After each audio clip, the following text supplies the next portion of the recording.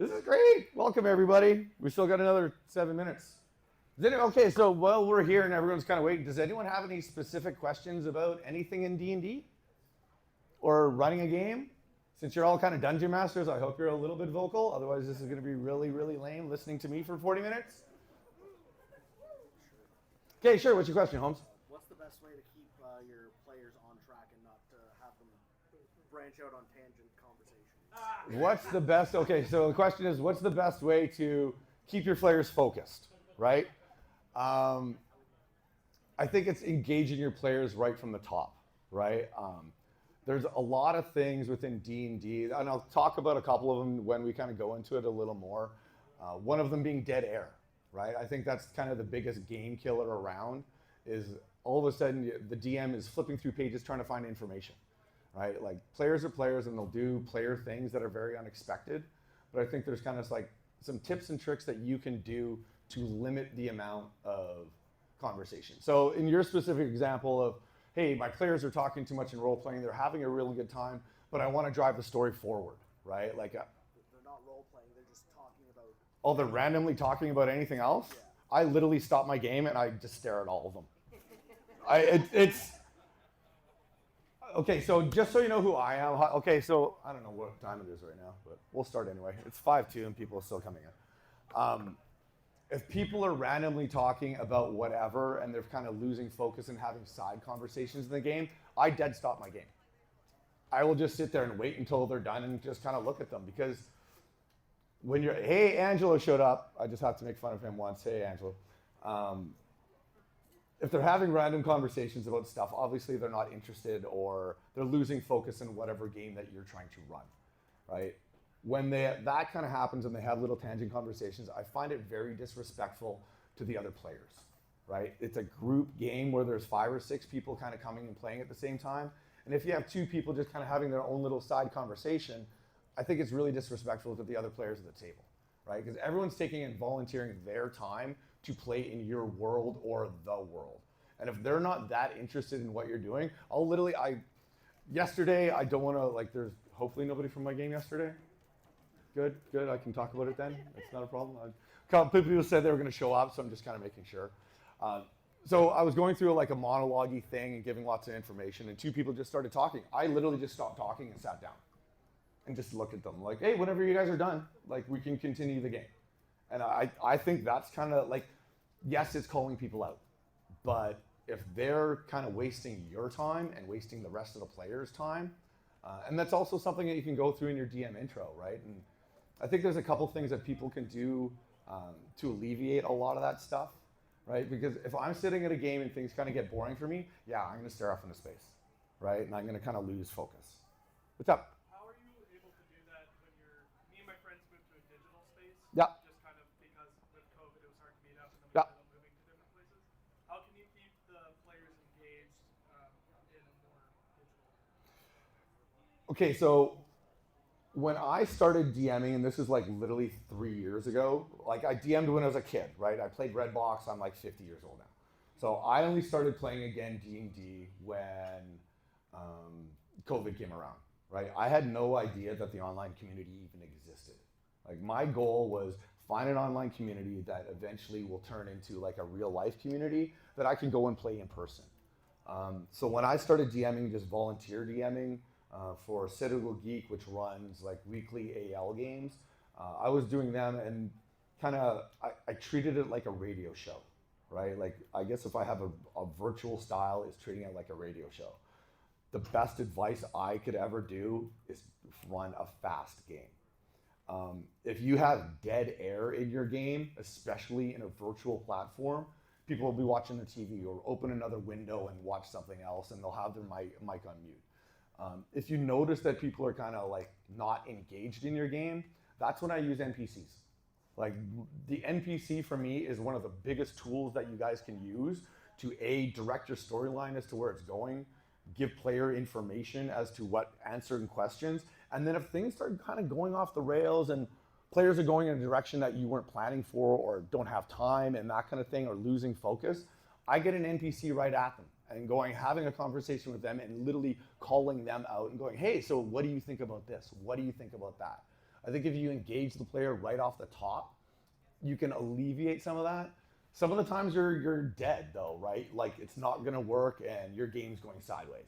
And I think we kind of have everyone, and it's a little bit that time. Before we start, I just want to take one picture of everyone because I can't believe everyone showed up.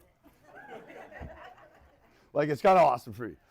And I can't even do, so I guess I got to do a panorama of you guys. There's so many of you. This is so awesome.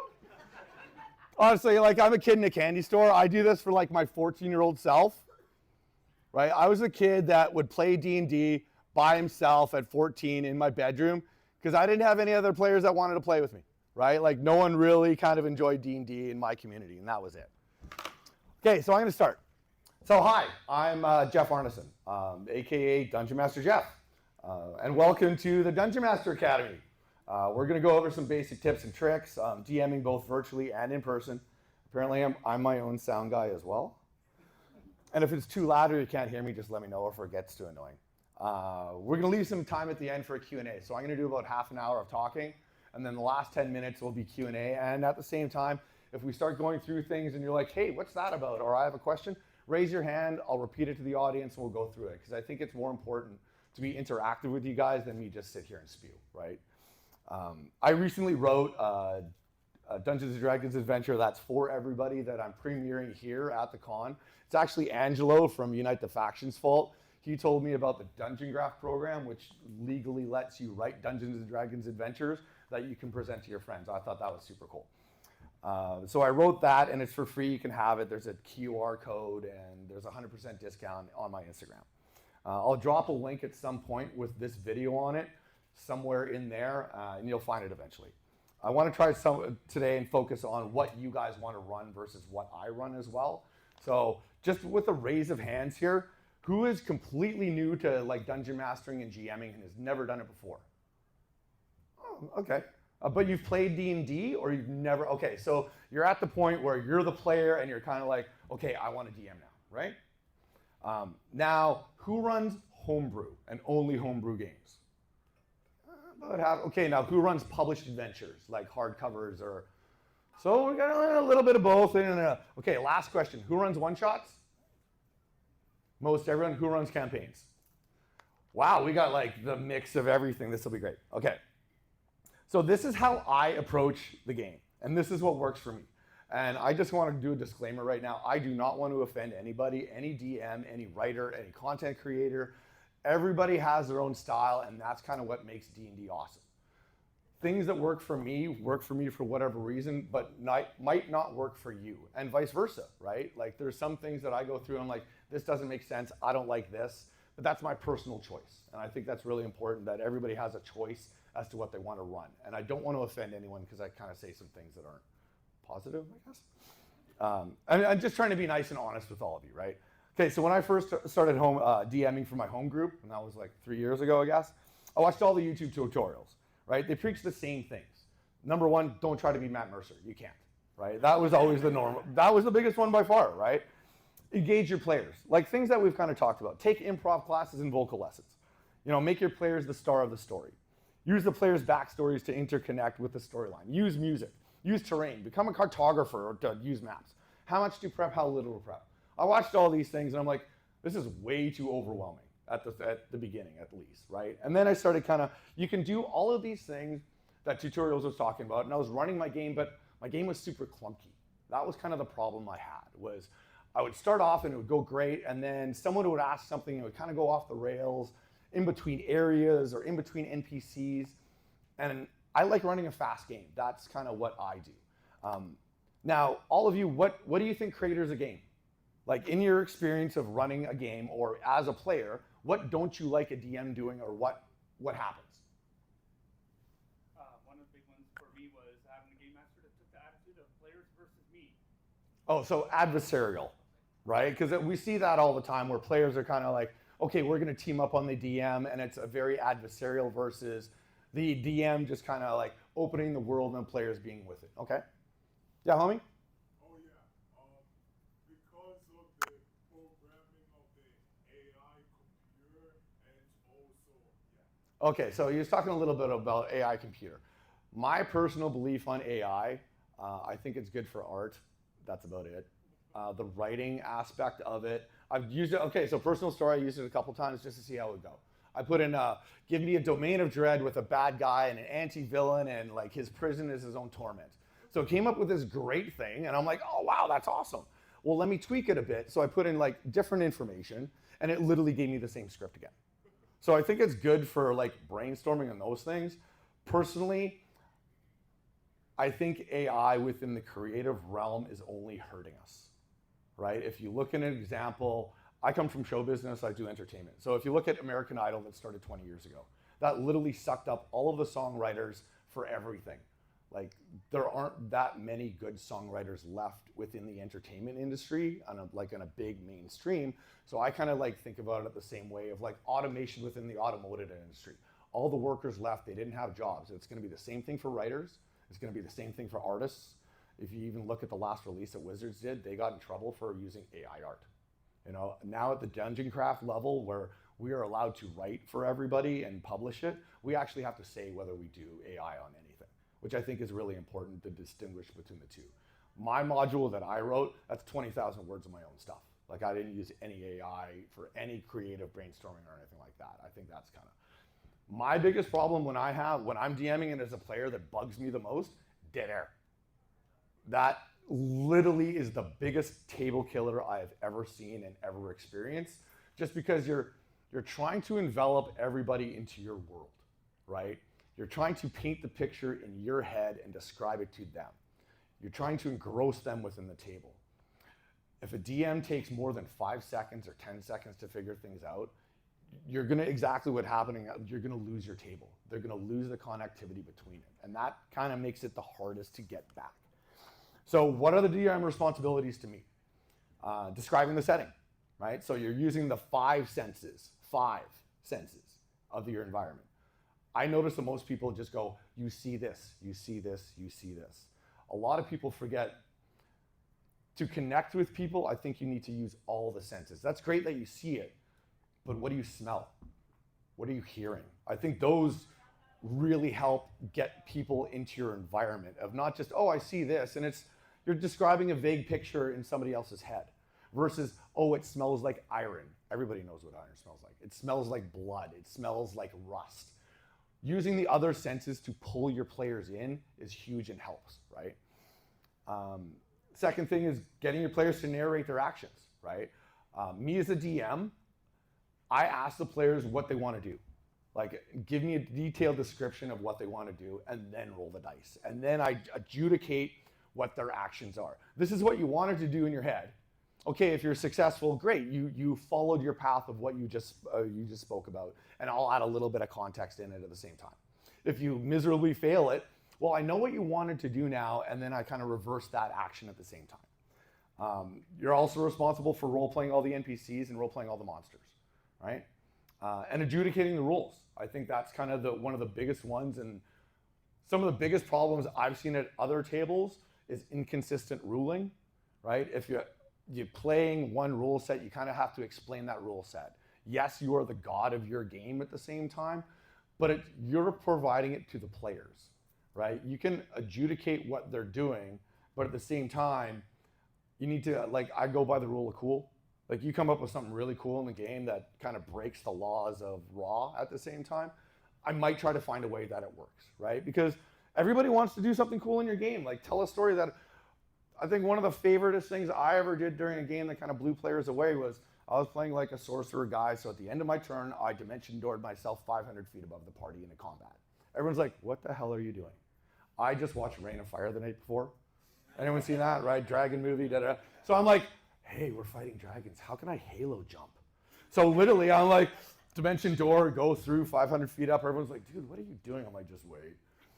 So the start of my next turn, I polymorphed into a giant ape and literally grabbed the dragon and drove him into the ground. We took both damage, but it was super fun, right? Like, I love doing that kind of stuff. So beyond those kind of things that I just listed as to what the DM responsibilities are according to the book, mine are, like, I've added 3 to my own, which are keep the game moving, right? That is the biggest, like I said, biggest dead air, biggest thing that you can kind of fail at is not keeping your game moving, or give me a couple minutes to figure things out, right? I think there's a lot of things that you can prevent, and we'll kind of go through that in a second. Deliver a continual storyline. That's my biggest pet peeve in a game of what are we doing? Like, what's my goal? What am I supposed to be doing in this adventure? Is this just random combat where I'm just killing things the whole time and being a murder hobo? I think it's one of the biggest mistakes that people make is keeping to your storyline, at least having a beginning goal and having things relate to that beginning goal. If you're not doing that, you're just fighting stuff and talking in fun voices, right? Which is super cool and people like doing that, but I've had players at my table get frustrated and going, what are we doing? Like, where am I supposed to be going? What am I supposed to be doing? So I think that can be like a hindrance to some people. And then trying to get the players involved, right? And get them, my favorite thing is trying to get elicit emotions from people, right? And not getting angry and like frustrated and mad or they die and that kind of thing, but more of the emotional emotions.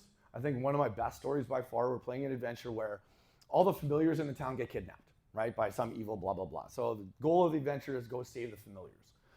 At the end of it, they find the familiars and bad wizards throwing them into a barbecue pit, right? It's all of the, like, I played it as this is all the town's kids' pets. So you want to save the kitten. You want to save the squirrel. You want to save the owl. Instant heartstrings. Like, everybody's like, oh my God, that's so cute.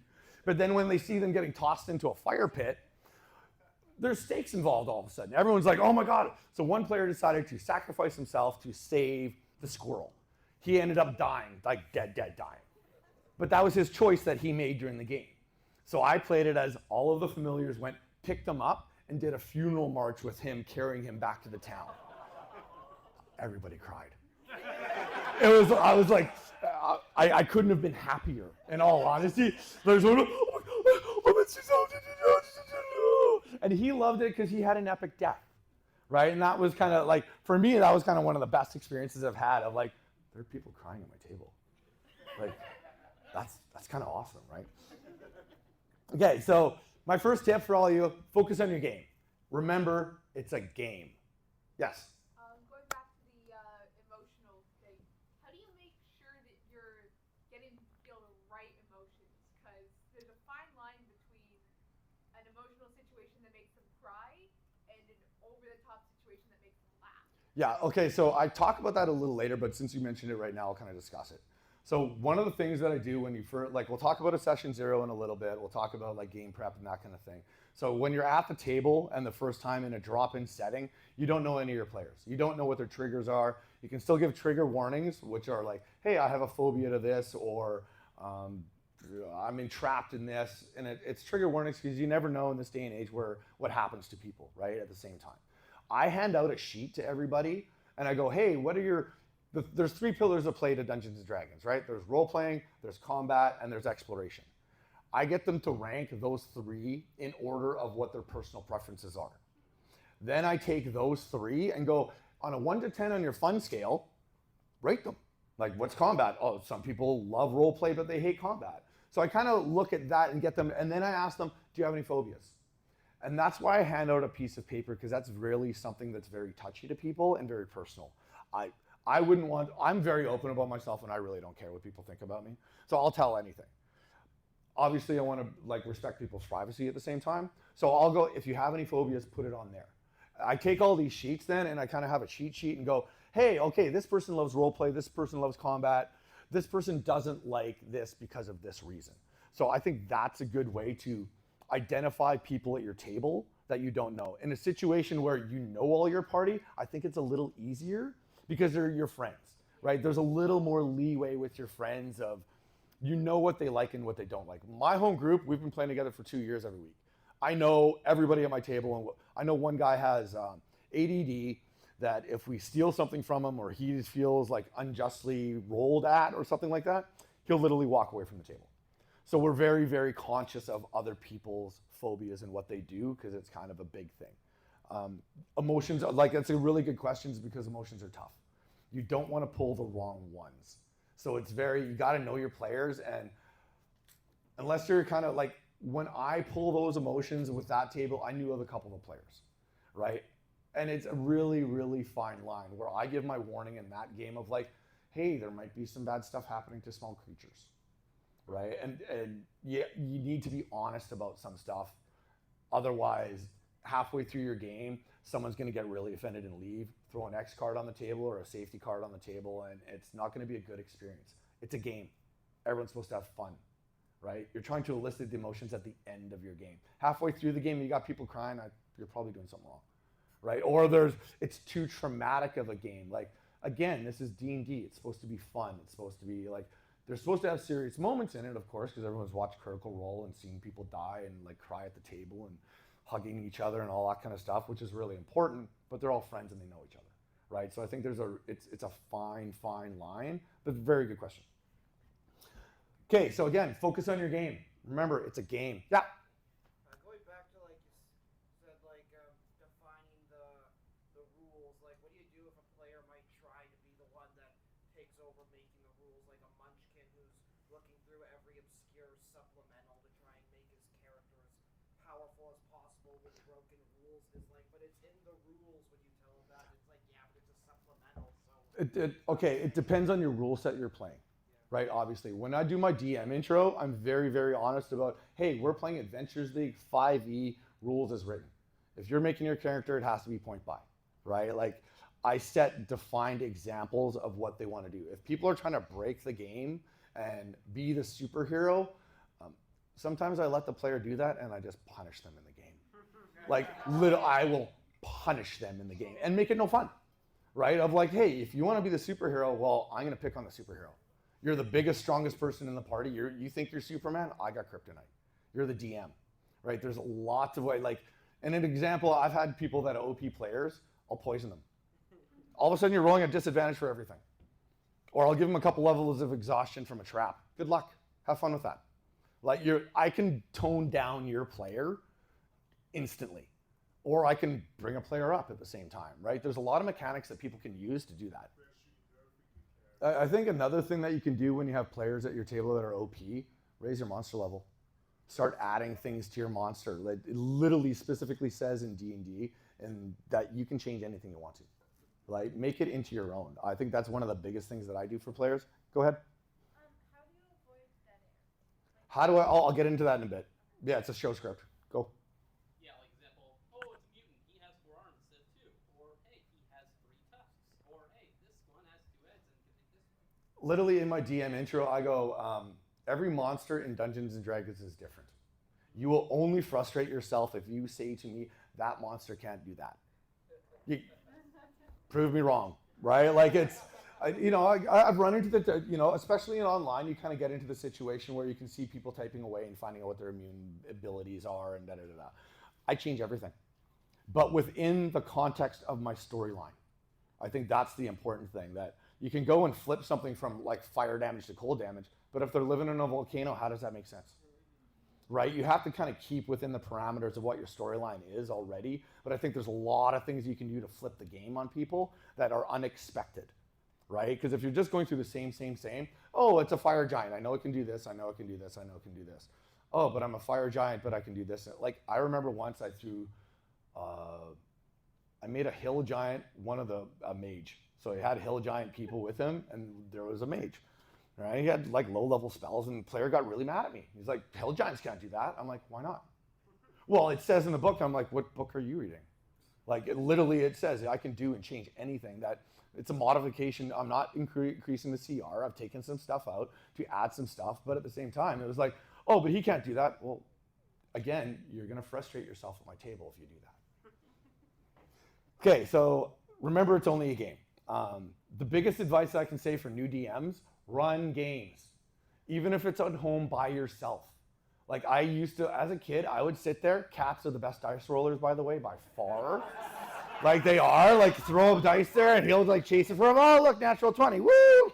You get excited. Cat runs out of the room. It's super fun. Yes, Ange? If you're a DM looking for any sort of like play, trust me when I say if you just post anywhere, hey, I'm looking for players, your gates will be crashed. Yeah. And you will never find a shortage of players. Yeah, there's always players to play your games. When I first started DMing, I started joining in games of players that are DMs that I emulated, right? Like, hey, you run a. You okay? You have any questions? Oh, we were just talking about like how to entertain friends who are also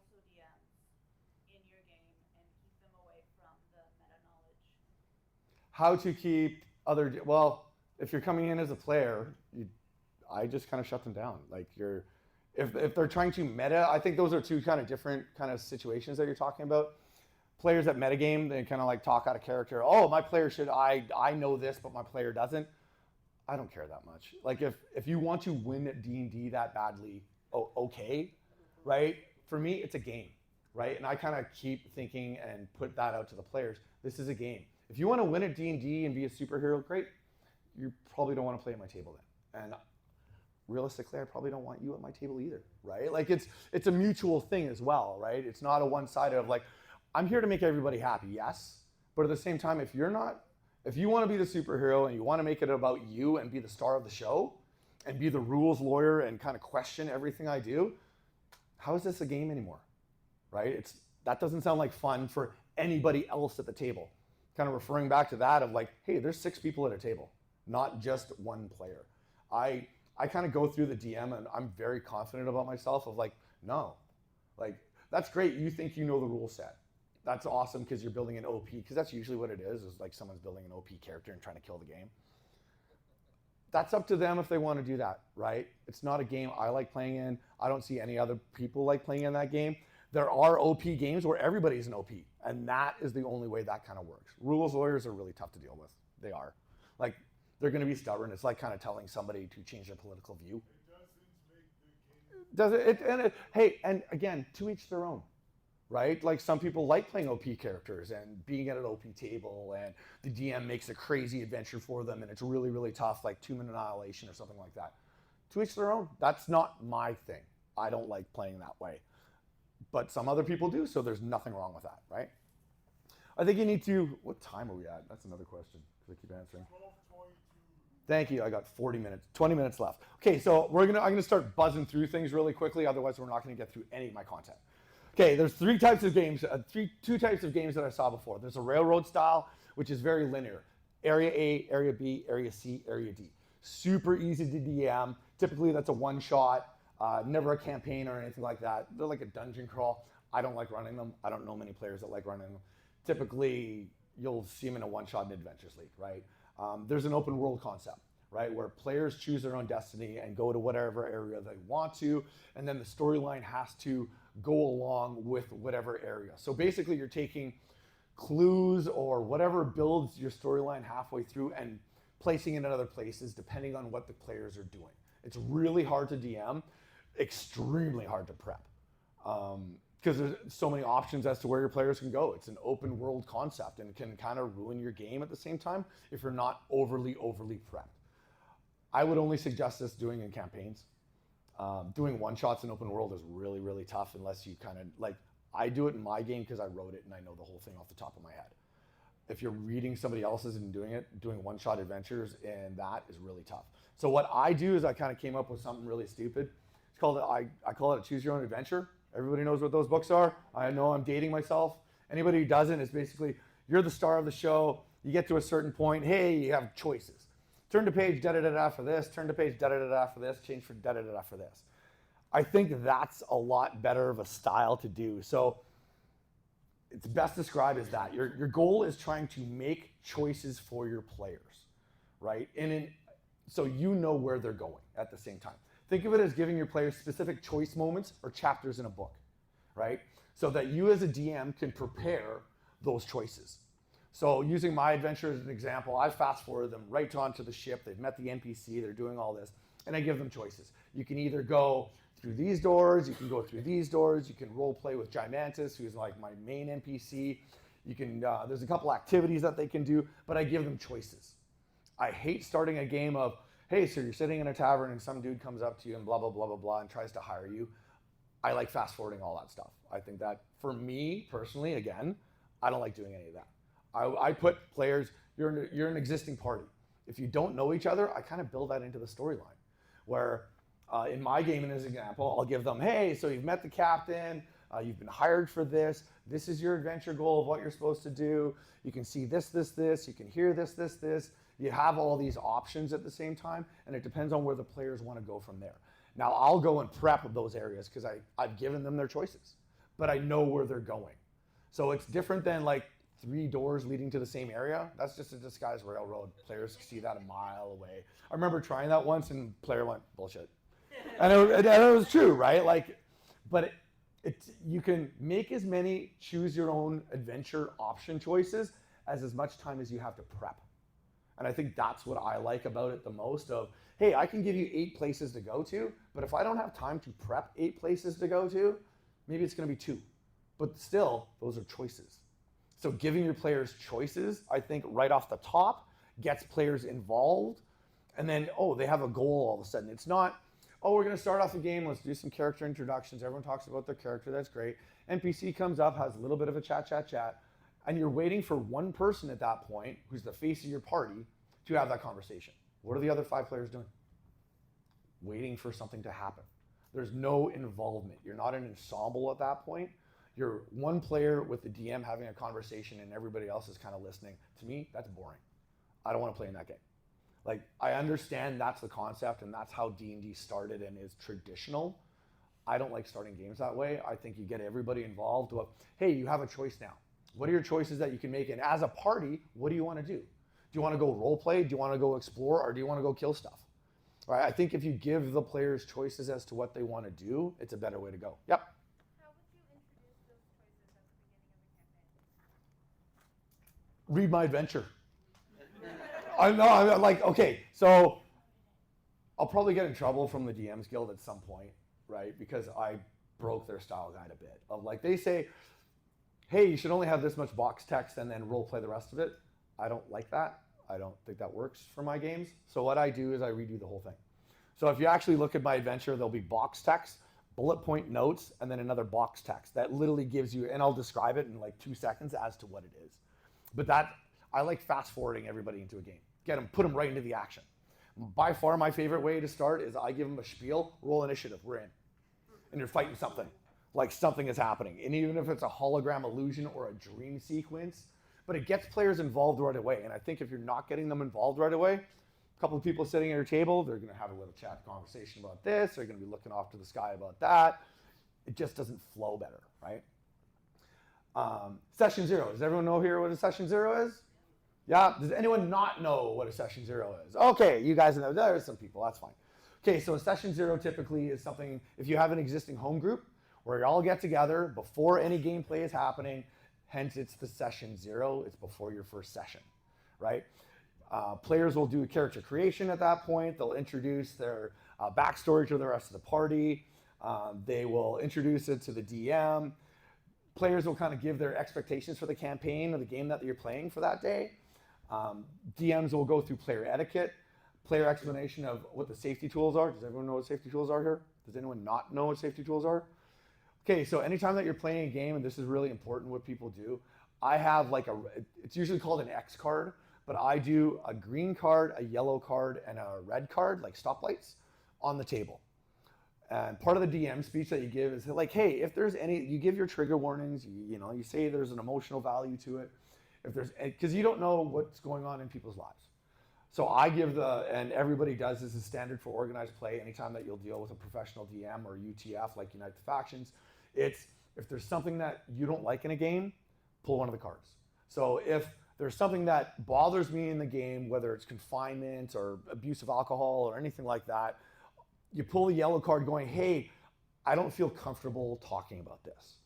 The DM will recognize that card and go, okay, I need to change the content that I'm doing. It's too much of this for that person. So you have to be, again, really sensitive to people's emotions to go, okay, and you pull back. I've never had a card played ever in my game, ever. Red card is, there's something that I don't like in this game. You play the red card, literally DM, shuts the scene down, it's over. You move on to the next scene like nothing happened, right? If someone's playing the yellow card, then they kind of show the green card at that point. Like, hey, you've toned down what you're talking about enough that I feel comfortable enough to continue the game.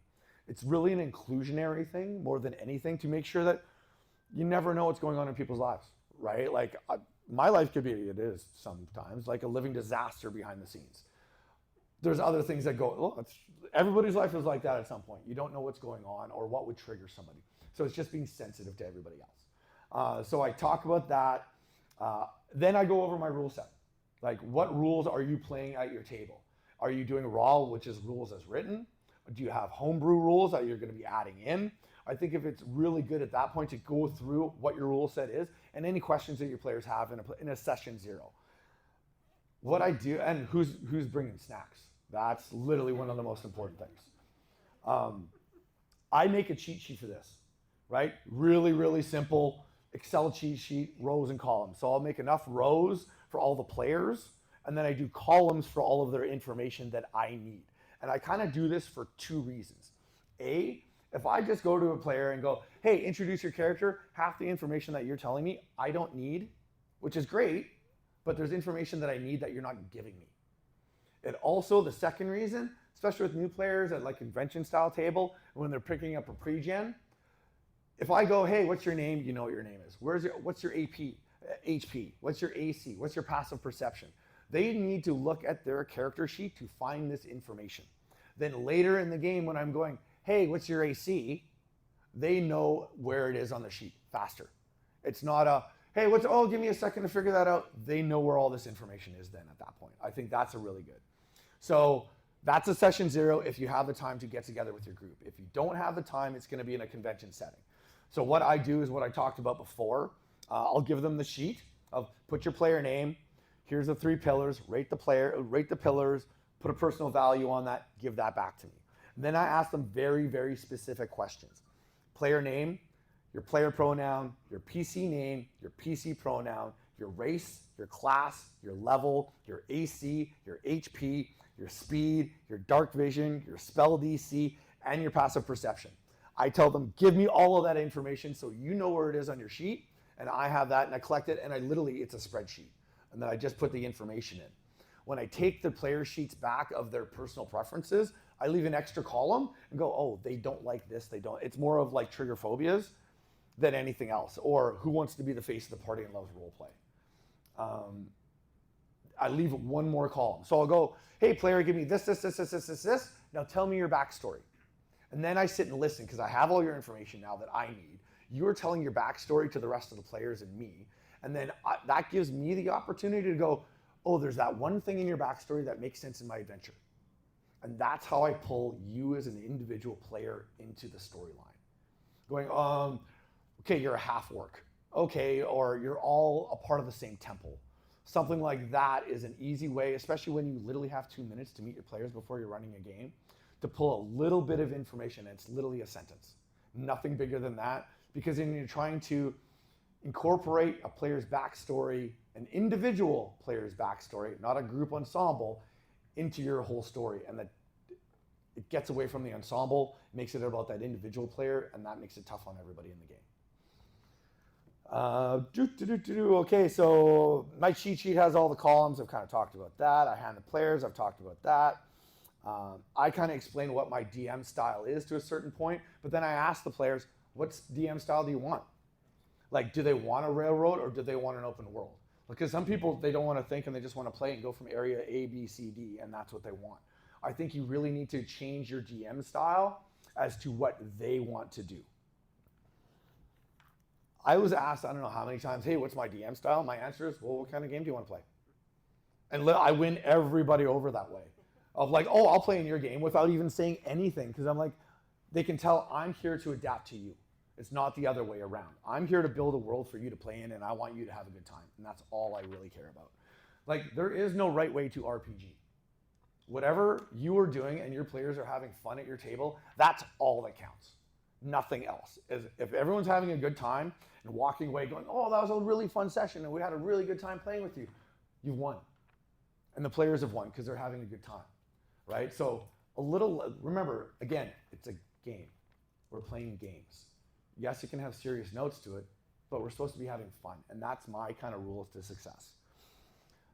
Catering game, we've talked about that. We talked about the pillars. Thanks for all the questions because like half of this is already done already. For Shire players at the table, and this is kind of something that people have talked about before, how do you engage Shire players at your table? I start with the face, and then I get the NPC to add the Shire player into the conversation by asking them a question. Everybody can answer a question, and that's literally, a Shire player will keep it shy unless you directly go to them. And it's not, hey, let's have a long conversation with this player. It's, you're already having an existing conversation with somebody else, add them to the conversation, right? So you're talking to the half-orc, because somebody was making a half-orc earlier, that's why I got on this. Someone's making a half-orc and talking about this, and then you ask that Shire player, how do you feel about half-orcs? Or how do you feel about this? Or how, get them to elicit an emotion. How do you feel about something? Not a yes, no answer. How do you want to do this? Or do you not, and why? A little bit will get their confidence up to kind of go. And again, you know, the cheat sheets that I was talking about, some people don't want to do roleplay at all. Like they're phobic of it. They don't like talking in public for whatever reason. That's fine, as long as you know what's going on, right, with them. They don't want to participate in roleplay. That's totally up to them. Again, it's a game. Whatever suits them should suit them. Okay, so when I do prep, I kind of break it up into two. I do a mental prep first, and then I do a physical prep. Okay, so my mental prep, again, I'm big on cheat sheets. That's kind of the way I do things. So on cheat sheet, I'll have, before I even read an adventure, I'll have a cheat sheet and it has an A, B, C. My A is my adventure background, right? So this is like what I'm gonna be thinking about when I read the adventure. That's my mental prep, right? And I have it's the cheat sheet with the A. So what is my adventure background? What has happened to lead up to the moment that the players are getting involved, right? Like I ask myself these questions.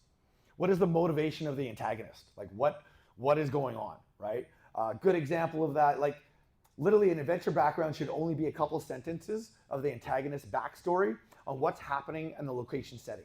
You can make it a global, a local, a dungeon, an open world, a tavern.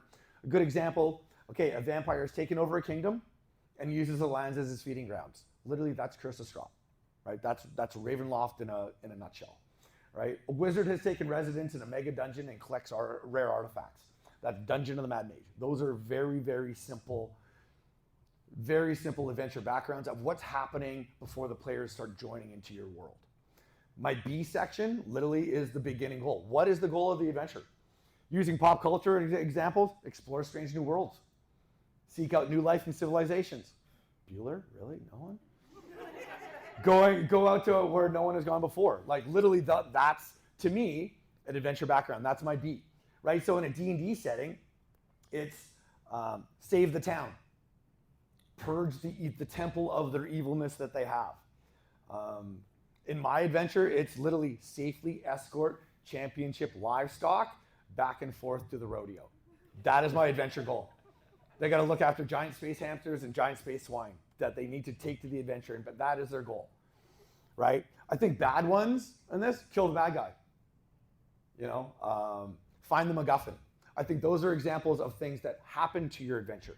They are not the goal of your adventure. And then my C is, how does this involve the characters, right? Again, to my cheat sheet, getting their background of like, okay, how is this going to involve? So these are the three questions I ask myself when I'm going to read the adventure. My A is like, what has happened before that the players get involved? My B is like, literally, what are they going to be doing, the players? What's their beginning goal? Which is in D&D land, it's the adventure hook. Right? That's kind of what it lays out to be. And my C is the characters and how I'm getting them involved. At that point, I start my physical prep. And this is the biggest thing that is probably a massive no-no.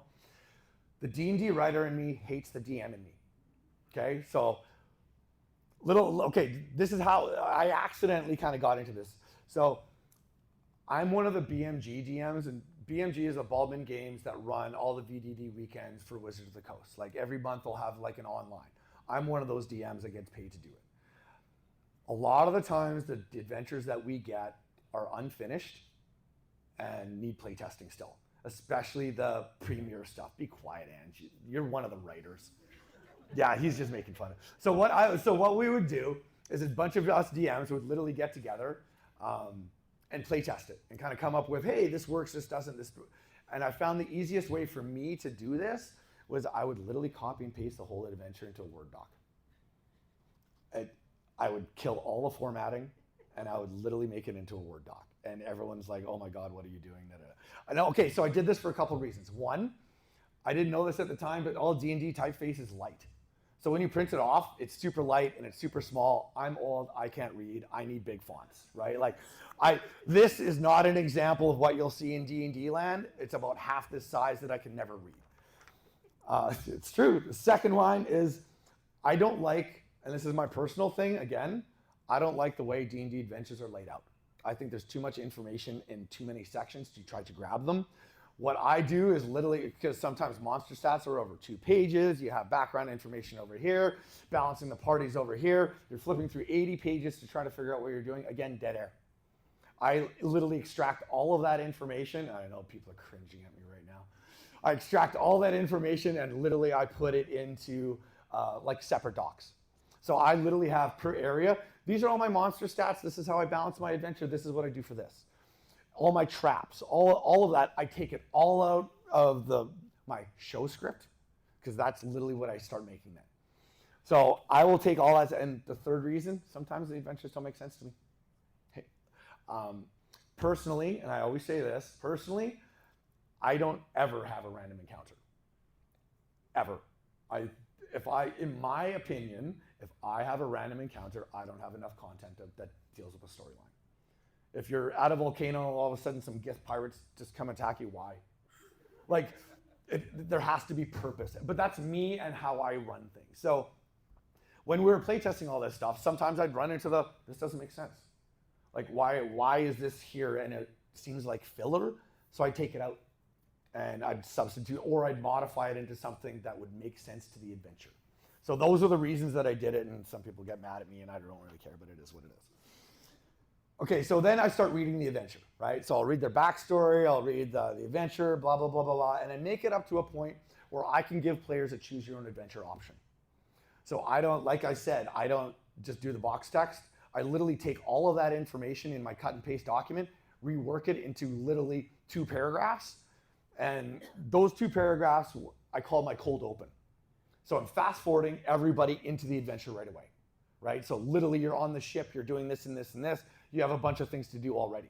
Giving and thinking of my ABCs at the same time when I'm reading the opening stuff. The rest of that information I make into bullet point. So my usual cold open will have my adventure background, like what has happened before with a little bit of information for the players. Just enough so they have an idea of what the setting is going to be. I give them my first NPC and introduce them, so they have instantly somebody to talk to if they choose to. Again, choices. I'm all about choices. Describe the setting in all 5 senses, what they feel, what they touch, what they smell, what they see, what they hear. And at that point then, then see, how does it involve the players, right? So I'll give them all these options and I really rework all of that into, here's your NPC, this is the backstory, this is what you're gonna be doing for your adventure, here's your adventure goal, and make it very, very clear. And then I describe the setting at the last of like, okay, so you see 2 doors over here, you see a captain of the ship over here, and you see a space swine that's escaped from its crate. I'm using my adventure, obviously. And then going to get it, right? So I give players, so literally I rework all my opening box text into this. And then that's how I start my adventure, and I call it my cold open. The rest of the adventure, so with the rest of the information that is in there, that I'm kind of skipping, if you want to, I make bullet points at that point. Because players are either going to want to role play with my NPC right away, so I need some answers. They're going to ask questions about the setting, so I need answers. So it's filling in the answer information that players are going to have for you at the same time, right? But it also gives them, I don't like starting an adventure just talking to one NPC. And then you're trying to find, and I guess typical D&D is you're trying to find all that information out as a player and ask questions. I like providing all of that information and then giving players supplemental questions that they can ask to redefine what they're doing. So I'll take the rest of the adventure at that point, I'll read the rest right up until the point of the final combat. So this main adventure, I think of it as like Frodo and Sam have the ring and they're off to Mordor and right before they toss it. That's my main adventure. I will take that main adventure and chop it up into chapters, basically, where I can find choose your own adventure points. So it's usually an area, right? Of like, okay, we're going to an area and this is going to be a chapter or a movie scene or something along those lines. And I always end with, I do the same thing, ABCs, give them a description as to what's going on and then choices as to what they want to do. Obviously, there's going to be more choices within that area, but I like starting players off with a goal and a focus. Because then all of a sudden they have something to do and everybody has something to do, not just one person.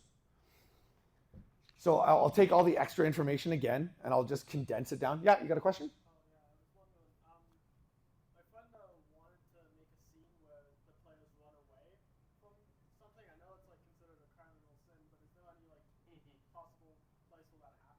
Like running away from. Like, and the players run away from an enemy because it's too powerful. Usually Oh God, that's half my game is like that. Oh yeah, like if really is that supposed to be taboo that like you're running away from or not? Like, okay, in D&D for me, right? Unless you're killing the bad guy, my combat only lasts 3 rounds. Any of my combat. After that, the players or the monsters run away. Like the only time I will do longer than 3 rounds of combat is for my bad guy at the end. Otherwise, I think it's a waste of the game because like, oh, do we need to do 2 rounds to kill a hobgoblin? Like the one hobgoblin that's left, like, oh, that's running away from you. At the same time, I think you have a couple options with monsters, and I talk about that in a little bit, but I'll just do it now. Like, I think parlaying monsters is the biggest advantage that you can have. One of the things I don't like doing is rolling initiative and going, hey, you're fighting this. If your monster has more than an intelligence of 4, have a conversation. I meant for the players running away from the monsters. Oh yeah, like I OP monsters all the time. And I kind of give a little bit of if you've ever played in my game, you can die. Like die, your character will be dead. If you think that you're gonna come into a game and like kill everything and beat everything, you're not going to, right? And that's in my game and the way I run things. I know there's modules in games that it's like, hey, they can kill everything. For me, where are the stakes? Right? Like if you know that you're gonna live through everything no matter what you do, what are the stakes of your players? There aren't any stakes at this point. Oh, so you're a Superman running through it. Oh, okay, that's kind of fun, but then play Avengers, right? That's kind of my thing on it. But again, to each their own, right? And yeah. I have a question. So you're talking about keeping the flow of combat or the game in general. Yeah. Do you ever set timers for people on combat sequences? Okay, so do I ever set combat sequence timers on people? No, what I do is my initiative tracker is pretty easy. I'll make little pieces of paper. So at the beginning of a game, when people are giving me information, I take like a 2x2 like little piece of cardboard, fold it in half. One side has the player's name on it. The other side has their name, their PC name, and whatever mini and where they're sitting, like a directional arrow, because I don't remember shit. Sorry for my language, kids. Sorry, Ben. So what were you asking? So basically, like. Oh, okay. So I do initiative tracker, so everybody knows where they're going in initiative. So I will go, hey, it's your turn, you're up next, right? So you do your turn, and I'll make sure that you know, hey, so do you want to do a move or a bonus as you're into your turn? Great. Next guy, what are you going to do? And literally, I have a wand, and I like point to the person. And then sometimes it's like, hey, things change in a game, and players need a couple seconds to figure things out because the monster killed this or someone went down and da-da-da-da. I'll go, okay, what are you doing? I'll give you like a 5 seconds to start talking. At about the 7-second mark, I go 5, 4, 3. Players move fast. I did that a couple times yesterday of just like someone was having, I'm like, okay, take your time. And I'm like, 5, 4. The rest of the players appreciate it because it's like, hey, it can't be about one person, right? When you're one person playing one character and I got 8 monsters and I got mine together, have your player together, please, right? And it kind of relates to earlier in the game where it's like, know what your player is doing, know where your AC, your PP, and all that stuff is. It kind of makes it a lot easier. Go ahead. The best advantage was I made 2 sets of spell cards. Everyone gets their spell cards. They have them in their deck in front of them. They know what they're doing. Yeah. Complete the book. He had spell. Oh, I got 3 minutes left. Holy shit. Okay, we talked too much. Okay, I'm around all weekend at the same time, so I got 3 minutes. So I'm just gonna. Okay, so look at the monster stats. So when I look at monsters really quickly, I go and I highlight what the monster stat is. That's the most powerful thing. I usually write out the first 2 moves that they do in combat, like the most powerful thing, whether it's a breath weapon or whatever. Because when you're dealing with everybody else's game and what they're doing, it's really hard as a DM to remember what your monsters do. I write it down as much as I can. Concluded the adventure. So at the very end of the adventure, when I'm kind of doing my big spiel and talking, this is where the point you do dramatic pauses. Dramatic pauses, anytime there's punctuation. If there's a comma, take a breath. The worst thing that you could possibly do is do your big bad guy's monologue and no one understands it because you're talking too quick or you're not doing it. Like literally, I was running a virtual game once and my power cut in my place halfway through my end monologue. It sucked ass. That was awful. So then we got power back on, players are still at the table, and I'm like really sorry. They're like, and somebody went, that's really too bad because that was really good, and you kind of lose momentum that way. again, I kind of mentioned when you're meeting the bad guy, he's going to have a monologue. You're going to get people to roll initiative or something like that. Have a parlay first, right? Every bad guy wants to tell the party his evil plan of what he did, right? They're megalomaniacs of like, oh, because then they know at the same time. And I got 1 minute left.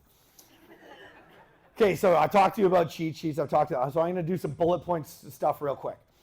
Here, my DM intro. This will be my last minute, my DM intro.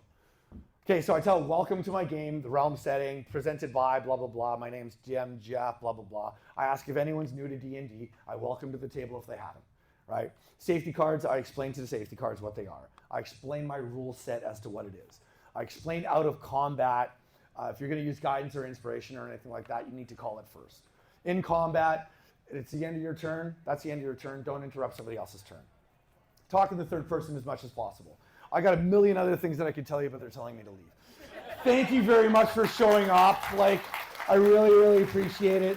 I'm around all weekend. We're running games in 201 in North all weekend for signups. You're more than welcome to come and watch my game. Come talk to me over there, whatever you want. Again, thank you for showing up, everyone. Appreciate it.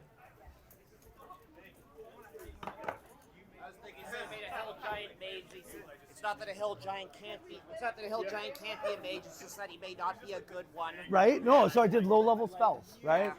I want to know where you got your roll.